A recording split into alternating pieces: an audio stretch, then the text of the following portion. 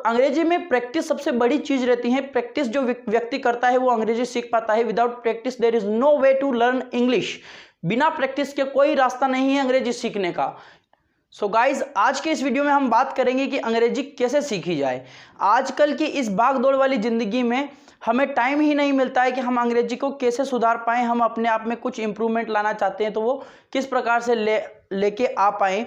जैसे कि हम आजकल सीखना चाहते हैं अंग्रेजी, तो उसके लिए हमें टाइम की ज़रूरत होगी, हमें किसी व्यक्ति की ज़रूरत होगी जो हमें सिखा पाए या फिर हमसे उस लैंग्वेज में बात कर पाए। तो ये कुछ प्रॉब्लम्स आपके सामने भी आती होंगी। तो इन प्रॉब्लम्स का सॉल्यूशन मैं आपको आज इस वीडियो में देने वाला हूं, तो इस वीडियो को अंत तक ज़रूर देखें। जैसे कि यहाँ पर लिखा है हमने कि हाउ टू लर्न इंग्लिश, अंग्रेजी को कैसे सीखा जाए। डोंट हैव टाइम, आपके पास समय नहीं है, आप कुछ काम करते हैं, कहीं पर जाना आना रहता है, ऑफिस जाना रहता है या फिर कहीं पर भी एनीवेयर यू गो, कहीं पर भी आपको जाना रहता है तो वहाँ आपको दिन भर हो जाता है, फिर आप घर पर आते हैं, आपको टाइम ही नहीं मिल पाता है।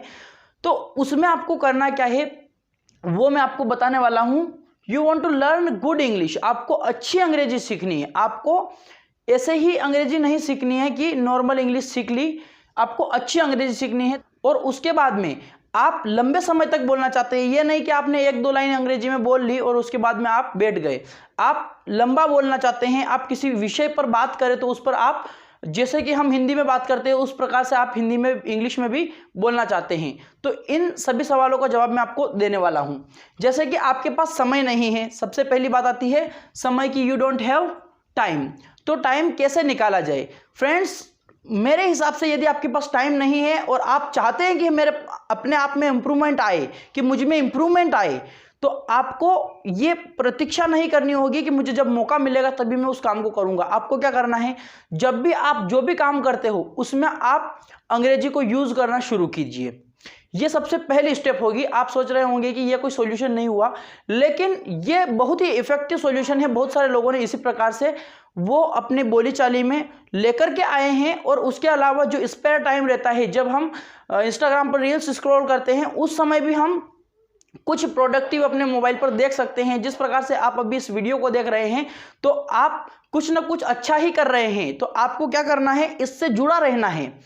आपको क्या करना है, लंबे समय तक इसको ये सोचकर चलना है कि हमें एक दिन, 2 दिन, 3 महीने में अंग्रेजी नहीं सीखनी है, हमें सीखनी है साल भर लगेगा, 2 साल लगेंगे, लेकिन हम अच्छा बोलना सीख जाएंगे। तो आपको ये ज़रूर सोचना चाहिए कि समय ज़रूर लगेगा लेकिन आप सीख जाएंगे। और आपको समय ज़रूर इसके लिए, जैसे कि आप कर रहे हैं काम, तो उसके अंदर से आपको उस पर कॉन्सेंट्रेट करना होगा कि जब मैं ये काम कर रहा हूँ तो इसमें मैं किस प्रकार से अच्छा कर सकता हूं, किस प्रकार से अंग्रेजी सीख सकता हूं, कैसे।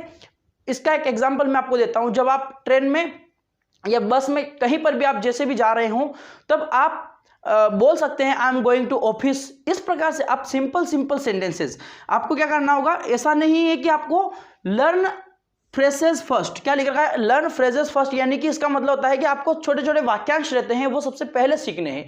जैसे कि आप बोलते हैं कि रुको, जाओ, है ना, चुप रहो, इस प्रकार की जो वाक्यांश बोलते हैं, छोटे छोटे वाक्य बोलते हैं, इस प्रकार के वाक्य आपको पहले सीखने हैं अंग्रेजी में। किस प्रकार से, जैसे कि हम बोलते हैं स्टॉप, सुनो के लिए लिसन, ओके, चुप रहो तो कीप क्वाइट। इस प्रकार से आपको छोटे छोटे फ्रेजेस से स्टार्ट करना होगा, ओके। और आप अच्छी अंग्रेजी बोलना चाहते हैं तो आप ये मत समझिए कि हम एकदम से अच्छी अंग्रेजी बोलने लग जाएंगे। जैसे कि जो अच्छे किसी व्यक्ति को देखा हमने जो कब से ही अंग्रेजी बोल रहा है और हम डायरेक्टली उसकी तरह बोलने की कोशिश करेंगे तो हम नहीं बोल पाएंगे। तो आपको क्या करना है, सबसे पहले नॉर्मल सेंटेंसेस जो रहते हैं, नॉर्मल लैंग्वेज में आपको बात करनी है। आपको कोई एडवांस में नहीं जाना है, आपको एडवांस में जाने की कोशिश नहीं करनी है। शुरू में आपको नॉर्मली सिंपल जो अंग्रेजी के वर्ड्स रहते हैं उनको ही सीखना है, ओके।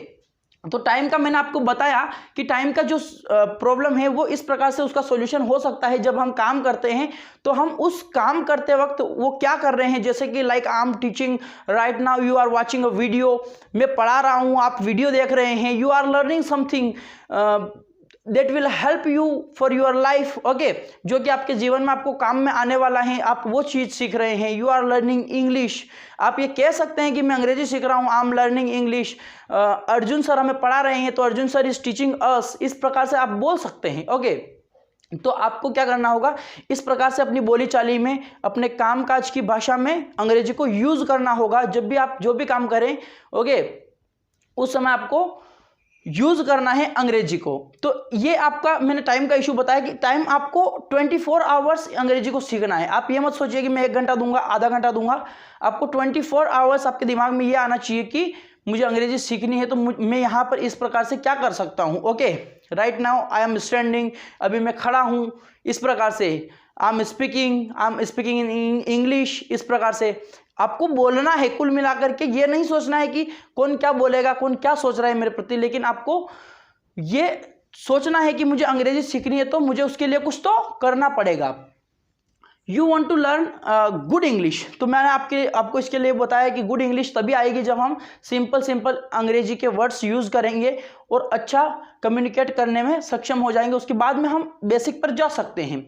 ओके, अच्छा कम्युनिकेशन तभी हो पाता है जब हम कुछ ऐसे वर्ड्स बोल रहे हैं जो सामने वाले को समझ में आ रहे हैं। ओके, यदि मैं आपको कुछ अलग ही तरीके से बात करने लग जाऊं आपसे, तो आप उसको समझ नहीं पाएंगे और आप इस वीडियो को नहीं देखेंगे। लेकिन जब मैं आपसे इस प्रकार से बात कर रहा हूं जो आपको समझ में आ रही है, ओके, तो आप उसको जरूर देख पाएंगे, आप समझ पाएंगे, क्योंकि ओके, सिंपल लैंग्वेज समझ में आती है लोगों को, हर एक को। किसी मतलब जो हाई लेवल की बातें रहती है वो समझ में नहीं आती है। हाई लेवल की बातों का मतलब ये है कि आप समझ गए होंगे जो किताबी भाषा रहती है उसमें। ओके, तो वही मैं आपसे कहना चाहता हूं कि आपको सिंपल वर्ड्स सीखने हैं, सिंपल सेंटेंसेस सीखने हैं, और सेंटेंसेस से पहले आपको फ्रेजेस सीखने हैं। फ्रेजेस आपको आ जाएंगे तो फिर उसके बाद में आप टेंसेस सीखिए, उसमें आप सेंटेंस बनाना सीखिए। इस प्रकार से आपका जो है वो फ्लुएंसी भी बिल्ड होगा और आप सीखते जाएंगे। एकदम से कुछ नहीं होता है, लेकिन एक दिन जरूर कुछ हो जाता है। तो first remember then try to speak. देखिए, बहुत सारे लोग चाहते हैं कि वो बहुत लंबे समय तक बोलें, लेकिन उनको पता ही नहीं रहता है, उनको याद ही नहीं रहता है उस विषय के बारे में, और वो बोलना चाहते हैं। तो मैं आपसे पूछना चाहता हूँ guys, how can you speak without any topic and without information. आप किसी इंफॉर्मेशन के बिना नहीं बोल सकते हैं। जब आपके पास किसी विषय के संबंधित इंफॉर्मेशन है, उसके बाद ही आप बोल सकते हैं। तो मैं आपसे यही कहना चाहता हूं, जिस विषय के बारे में आप बोलना चाहते हैं उसके लिए कुछ इंफॉर्मेशन आप गैदर कीजिए, उससे पहले इंफॉर्मेशन आप इकट्ठी कीजिए, फिर आप कोशिश कीजिए कि आप उस विषय पर बोलें, फिर आप पक्का बोल पाएंगे।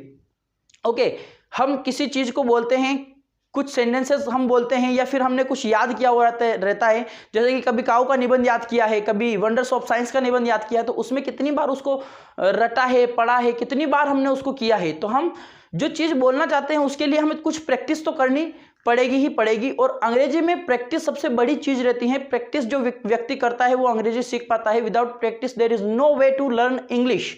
बिना प्रैक्टिस के कोई रास्ता नहीं है अंग्रेजी सीखने का। एकमात्र रास्ता यही है कि प्रैक्टिस करो, प्रैक्टिस करो और प्रैक्टिस करो। सो आई होप आपको वीडियो अच्छा लगा होगा। यदि वीडियो अच्छा लगा हो तो इस वीडियो को लाइक जरूर करें और चैनल को सब्सक्राइब करना ना भूलें। जो नीचे लाल कलर वाला सब्सक्राइब का बटन है, या फिर लाल कलर का नहीं है या फिर दूसरा कलर का है, तो वो भी आप क्लिक जरूर करें और इस चैनल को सब्सक्राइब जरूर कर लें, ताकि आप मुझसे जुड़ पाएं और मैं आपके लिए ऐसे ही अच्छे वीडियोस बनाकर लेके आता रहूं। सो इस वीडियो को यहां तक देखने के लिए थैंक यू वेरी मच। आपने जो इस चैनल को इतना प्यार और सपोर्ट प्रदान किया है, इसके लिए भी आपका दिल से शुक्रिया। जय हिंद, जय भारत, वंदे मातरम।